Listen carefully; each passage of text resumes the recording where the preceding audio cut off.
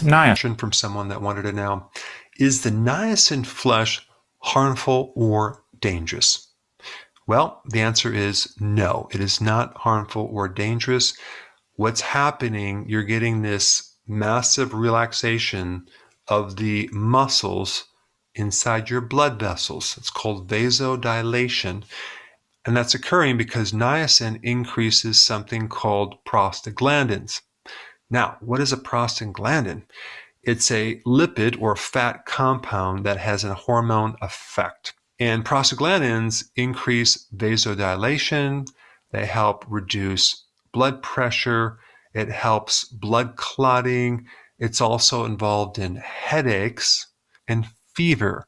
This is why when you take an aspirin, which blocks prostaglandins, and it can reduce a fever.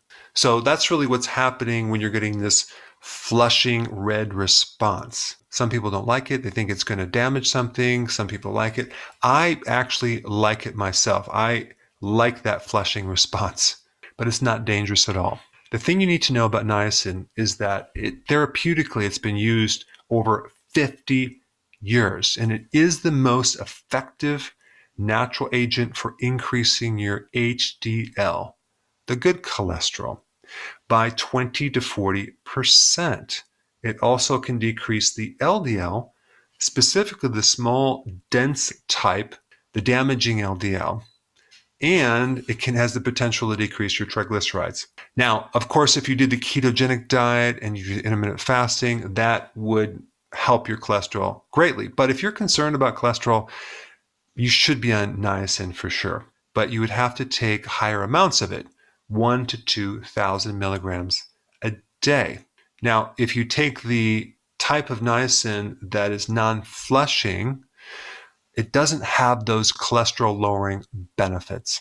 Now, the other thing that niacin has been proven beneficial for is by reducing schizophrenia. There's some great data on this. I'm going to put some links down below. But niacin has many other benefits, but these are two big benefits. If you haven't seen my other videos on niacin, I'm going to put them up right here. Check them out. A lot of people keep going back and forth about niacin versus niacinamide versus the other non-flush version. Yeah, well, it's called an inositol niacinate, or non-flush niacin. It depends what you're using them for. If you're using them for the treatment of schizophrenia, they're all the same. There's really no major difference. But there is a major difference in what they do, because niacin lowers cholesterol levels, and that's what we discovered in Saskatchewan. So if I have a person who has a cardiovascular problem, or who has high blood cholesterol, or has high triglyceride levels, if they're diabetic or they're obese, if they have a cardiovascular problem, then I prefer niacin rather than niacinamide, because niacinamide doesn't have any effect in these areas. So that's the major difference. I like niacin because it's the cheapest. The inositol niacinate is a lot more expensive, so I can't start many of my patients on it because they can't afford it. So usually I prefer niacin if they can tolerate it. I didn't realize you were having luck with diabetes as well with the niacin. Yeah, because the danger with diabetes is that you develop hardening of the arteries. You lose your eyes and you lose your legs because of the cardiovascular complications. If you're taking niacin or taking the no-flush niacin, that's not going to happen. Even with the no-flush niacin? Yeah. Not with niacinamide. Oh, not with niacin. No. Niacinamide doesn't do that. Just the low-flush niacin will do that. It may not be quite as effective. You might have to use a little bit more. Instead of using 3 grams a day of niacin, you might have to use 4.5 grams a day of the inositol niacinate.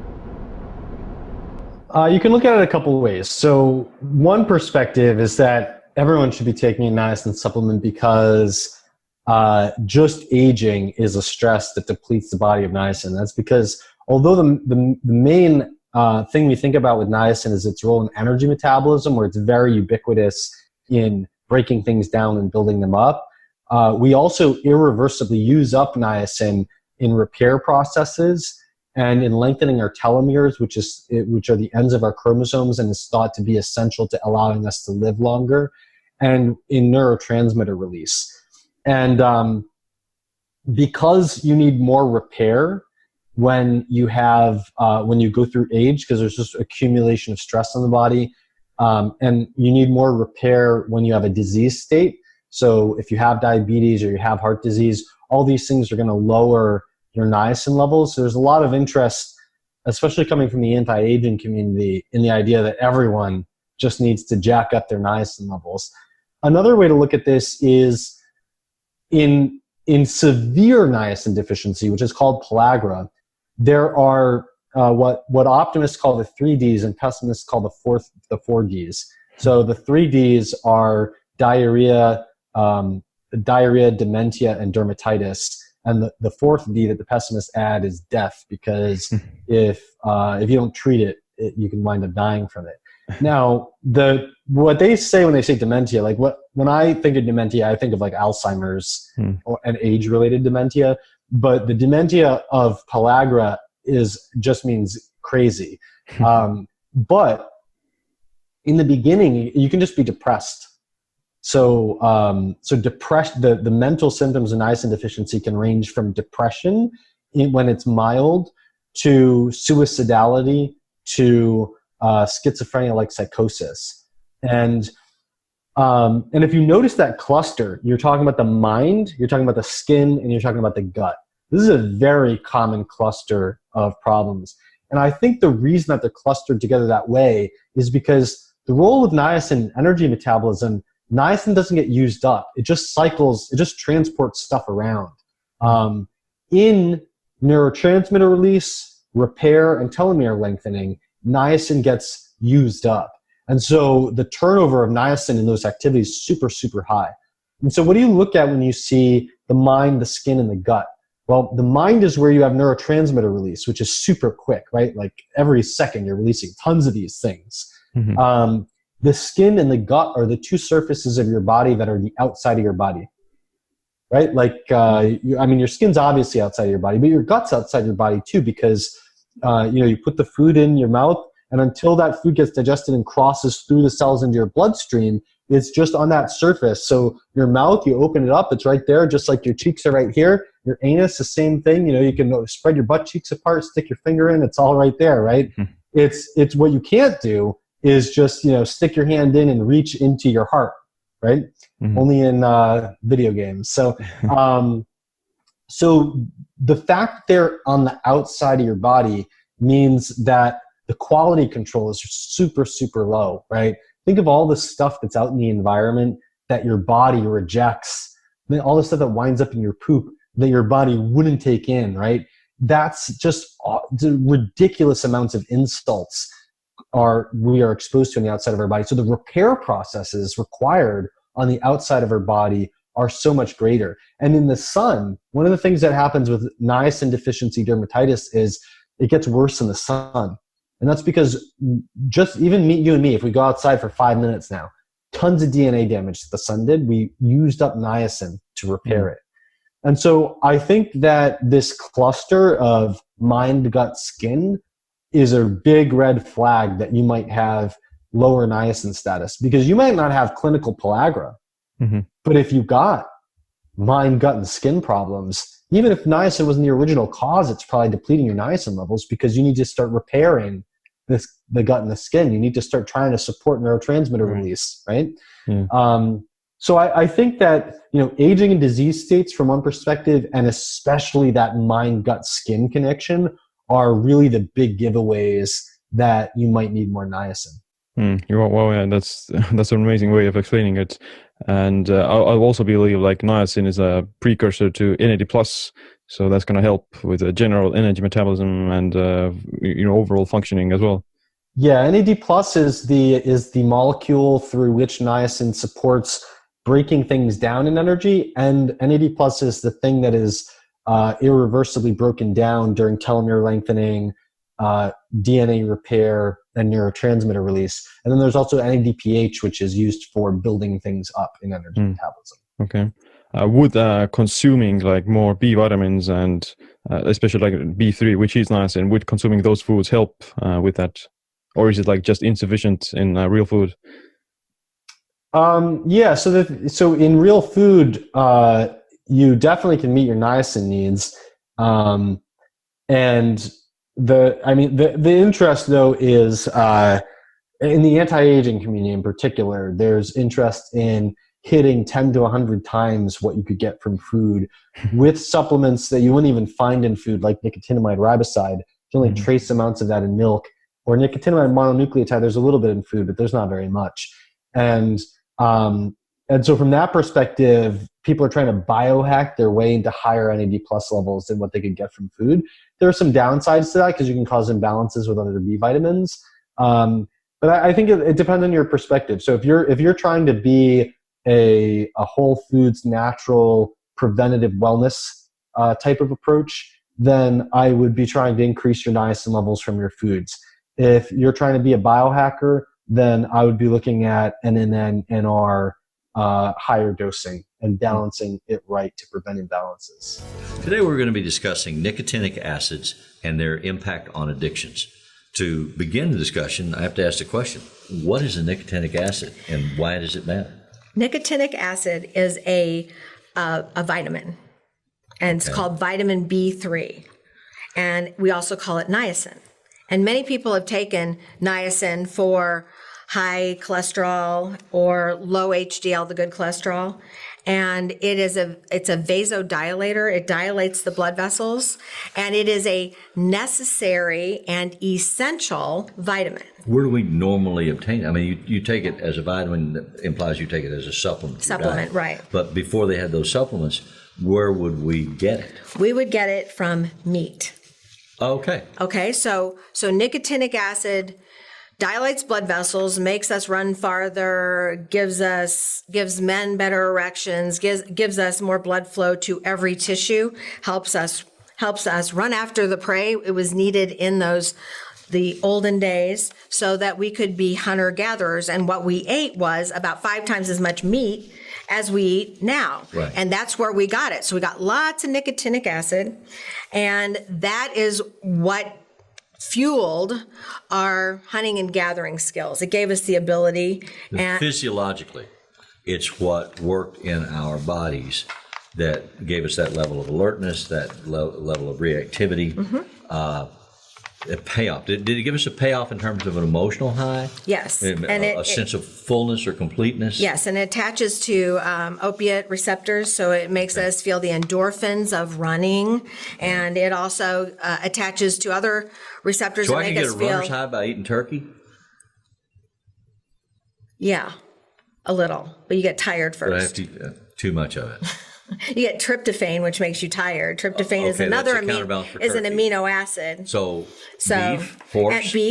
beef, any kind of red meat, Red and meat. some in chicken, and chicken and turkey. Okay. But it's basically a red meat kind of thing. So now that we have developed a dietary habit of eating less red meat, less meat at all, most of us have a deficiency in vitamin B3. So I want to understand this, because in my lifetime, we really have seen advertising and social marketing move us in the direction of eating less meat. Right. Because eating a lot of meat leads to heart attacks, high blood pressure, that sort of stuff. They thought it did, but really they're finding it doesn't. Interesting. It doesn't increase your cholesterol. Really, carbs are what increase cholesterol. Okay. And that's why people are taking cholesterol medicine. Just because meat's made out of or has cholesterol in it does not mean it causes your blood cholesterol to go up, because it is metabolized and broken down to amino acids in your stomach, intestines, and liver. So it didn't correlate directly with life expectancy. I thought that they were telling us we shouldn't eat red meat because it would complement or improve our life expectancy. Right, but they said that because they assumed They didn't red know. meat Right. increased cholesterol. Okay. But that's just not the case. It's carbohydrates, which have zoomed into our food plate as it is, and we have lots of carbohydrates in the last 50 years, and cholesterol really wasn't known as an issue before that. We didn't Before have we as started getting the carbs. right. Okay. We ate lots of red meat. Right. When, prior to in the 50s and Right. prior to the 60s. Right. So we had lots of that. We had lots of vegetables and food was not pre-made for us. It was more fresh. It was vegetables, fresh food, fresh fruit. which is we what ate what was in season. I mean, I can remember as a kid my parents would go out to what they call truck farms, Right. just outside the suburban area where we live, and load up whenever things were in season. We'd get like Crowder peas or squash, Right. and then we'd eat squash in Forever. 5,000 iterations for 3 weeks. You know, Kind of or like 4. turkey after Thanksgiving. Exactly, and it's like squash again. And my mom would try to fix different ways to eat it, but that's what we had because that's what was in season. That was ripe and fresh, and then she would blanch these things and can them so that in the wintertime we could have them. I mean, this is a kid growing up a long time ago. Right. Now we just go to the grocery store and there are canned goods everywhere. Or frozen foods. Or everywhere. frozen foods. Which is probably better because it has some of the enzymes left and some of the vitamins left in it if it's frozen. But what has happened is lots less meat. Yes. And meat is required for many of your essential amino acids and essential vitamins. So if you don't eat meat, Then you have to take supplements. then you have to take a lot of supplements and they better be the right ones. Right. So, and it's hard to find a supplement that will give you everything that meat provides. So when I have patients who are vegetarian, I'm not talking about vegan because they eat some fish and eggs and usually. So, but people who eat vegetables and carbohydrates and they eat fruit, but that's it, then I find that I put testosterone in them and say, you need more amino acids to, from meat-like protein, and no, quinoa doesn't give that all to you. Right. I mean, that's I eat quinoa every day in a huge pile. No. You have to have that volume that's unbelievable. Yeah, and so they take testosterone and their muscles ache because they aren't getting the building blocks for muscle. The way muscle works is you build it up, and with testosterone you break it down every time you work out, and then you build it back up the next day. So basically that's why we tell people to use weights every other day, because they're breaking down, building up, breaking down. Right. So to do that, you have to have all of the building blocks of muscle, and those come from meat. So those are the amino acids. But now we know you also have to have a vitamin that comes from meat, and that's B3 or niacin. So niacin is very important to people who are vegetarian. They have to have that vitamin. They can't really do without it if they want to age in a healthy fashion. Without it, they just have skin hanging, muscle goes away. And they crave the niacin or the nicotinic acid, same thing. They crave it, and most of my women who are vegetarian drink a lot because that fills A lot of alcohol. a lot of alcohol. They fill the receptors. Now, I'm not saying everybody, but they fill the receptors that are craving nicotinic acid with alcohol, and it makes them feel better. So genetically, It doesn't we're do the built same thing. to need nicotinic acid. Right. And if we don't have it, the receptor sites that it's supposed to saturate are screaming for attention. Right. And we have found behaviorally, experimentally, that certain what we call addictions, that are treated, that certain of those substances that we use to feed our addictions are really feeding our craving for nicotinic acid. Right. Which is hopeful So in as this. a physician then, if I were seeing you for alcoholism, you would recommend less or no alcohol and instead alcohol and- meat and nicotinic acid. Right. Interesting. And the problem with nicotinic acid in the past, we've known this about alcohol and niacin and nicotinic acid since the 30s. No one's really embraced it because it's a vitamin. So medicine usually has gone away from supplements and vitamins and given you a drug. But they've known this, and many people do treat alcoholism with vitamin B3 and other Bs. But having said that, they don't have a good available B for you, and so there's a new product, Neo 40, which is a chewable nicotinic acid formula that you can chew, and it starts dissolving through your mouth and all the way down your esophagus into your stomach. So you absorb it immediately, and you don't get the side effects of oral niacin, which is like that flushing and nausea that some people get with oral niacin. You don't get any of that. So we found a good way to give it now. Because it starts to metabolize in your mouth? Yes, it goes it doesn't directly always into go to your stomach and then have those stomach acids attack it and make you and turn it nauseous. into nausea. Yeah. And so it's something that you can chew twice a day or chew once a day. I mean, alcoholics would have to chew it twice a day to fill up all the receptor sites and try to make them feel good. But So what they would crave the alcohol less. right, or the craving would go payoff down from the alcohol. Right, but it doesn't really block the payoff. It just blocks the craving. Well, in preparing for this discussion, one of the things that you were talking about was the cellular energy cycle, Right. called the Krebs cycle. Right. Could you talk about that a Well, little bit? I'm not going to go through the Krebs cycle because those of you who took chemistry, organic chemistry, were horrified they had to memorize this thing. But basically what the Krebs cycle does is it is a cycle that produces energy in our cells. Every cell in your body makes energy out of the substances we give it, blood sugar, but they require certain either amino acids or vitamins to work as enzymes within the cell. So they're intracellular. And in the Krebs cycle, to make energy for any cell to be healthy, you need nicotinic acid. So you need vitamin B3 throughout your body in an adequate amount for you to take food and make energy. So many times we're sick. How does that play with essential fatty acids? Because nicotinic acid and essential fatty acids are two of the things. Different things. Okay. Okay. So the three things that give us deficiency of That lead to nicotinic the addictions. are toxins, which we can do very little about. Toxins in the environment.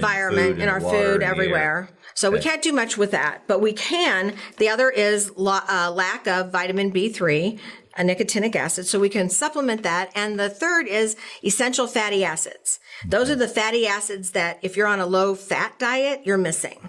You know, we give fish oil, we give flaxseed oil, that's basically, those are the essential fatty acids. They take the place of our food fat.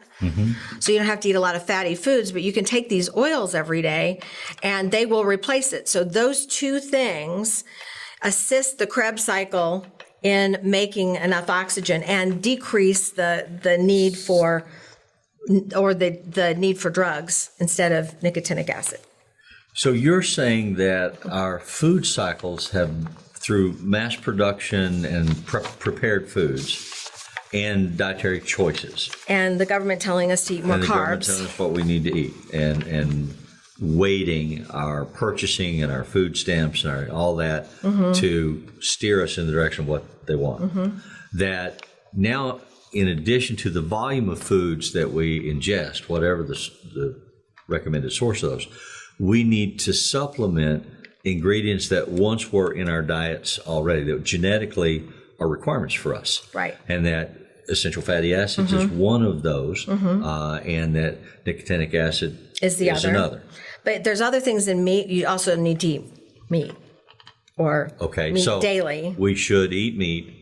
Even vegetarians have to find a way to supplement. Yeah, what they would have to have a supplement that's equivalent to the amino acids found in meat. Okay. And are there the such vitamins supplements out there? There are. I can't recommend one. Right. You would have to usually use several Yes. to get the payoff. the payoff. that you need. Right. So, dietary supplements is its own scientific field now, trying to offset what we've done to food ourselves. Yeah.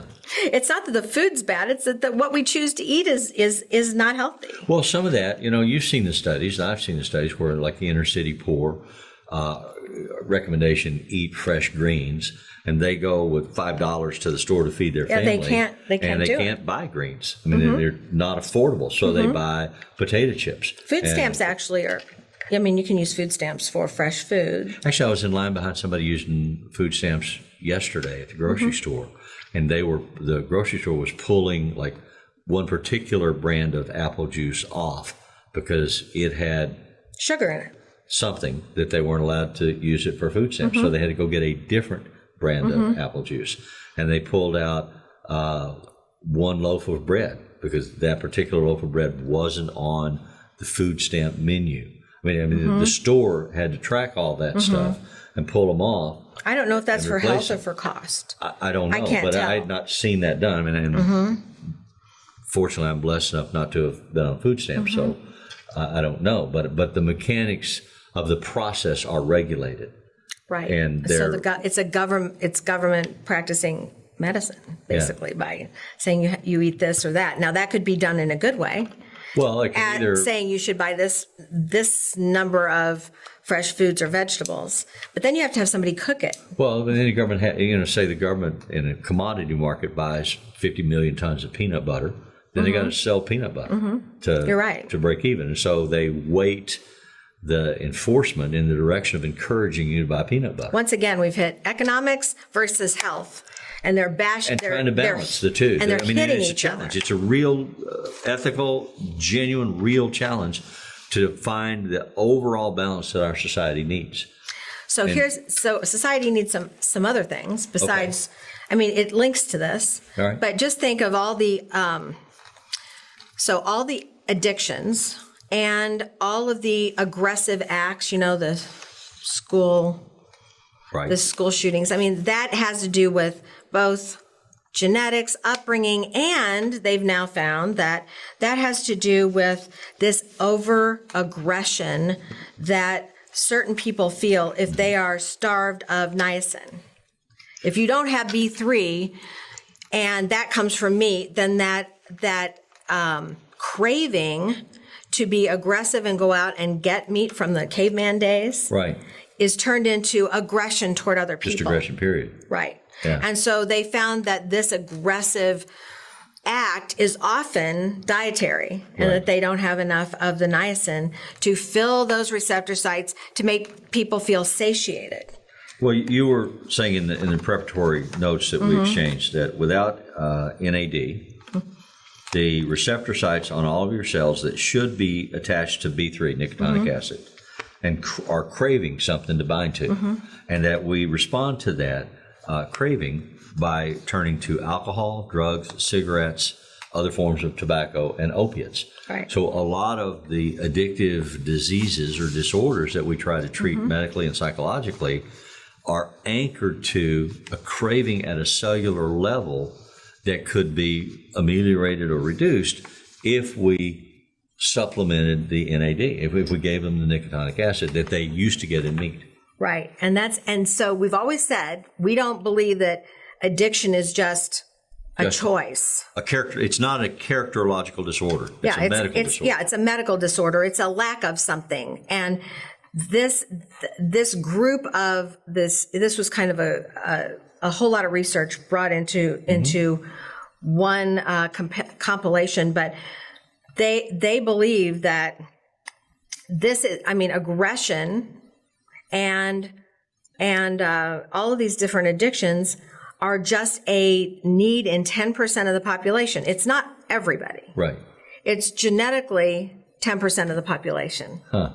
And so if we could treat from an early age. So that goes back to a previous broadcast we did on toxic masculinity. Right. These are The toxic aggressive elements area. that contribute. Right. Yeah. So it isn't everyone, and you don't have to look at everyone like they could be an addict. Only 10% can be an addict. Soon we'll have the genetics for it, so we could actually test for that early on. Susceptibility to that. Yeah, and it doesn't mean everybody with the genetics, we know this, is going to become an addict. Sometimes genetics don't have to be destiny.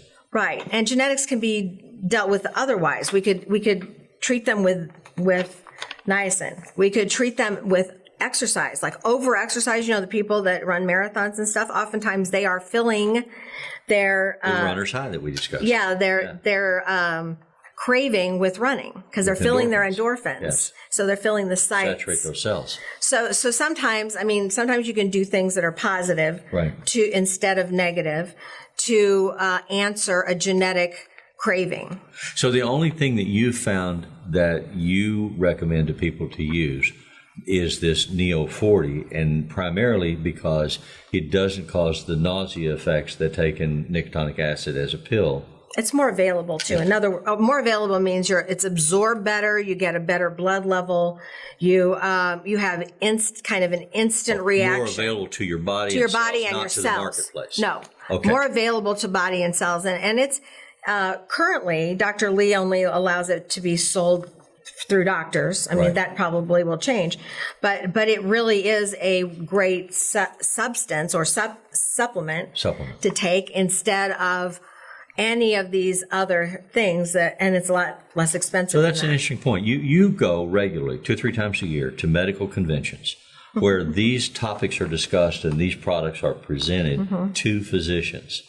And so you found this doctor and you found this product and you've done the research on it, read the data, and have been using it in your practice. But it is not yet something that's available mass market that I could just go to Walgreens and get. And you think that's coming, but I think it's coming, but it's not. But it filters out through the reference to physicians who are educated and understand and know why this condition would be of concern and how to remedy it with this product. Right. So, I mean, you can go to Neo 40 and look at that, and they usually have a list of doctors who sell it. This is not a commercial. It's just that's the substance that I found you don't works get anything the best. out of this. No, I don't get anything out of There's this. no remuneration here for talking about Neo 40. It's just that when I was researching the claims of the research that I read, I was researching it on going more in other areas. I realized that the mechanism was valid. The mechanism of receptor sites being empty and filling with other things, that was valid in other research. Cycle? Yeah, in the Krebs cycle, but it also is in the receptors on the cells. Right. On the cells that accept the nicotinic acid, there's a craving that occurs if you don't fill them. So, and that craving can be filled in many ways. So you can go with the scientific explanation and someone that's looked at the science, or you can go with the non-scientific explanation, like my mother says, because I said so. You need to do this. So you need to look at the possibility of nicotinic acid, especially if you struggle with cravings for things like cigarettes, opiates, and alcohol, if they impact you, and especially if you've moved your diet away from the consumption of red meat.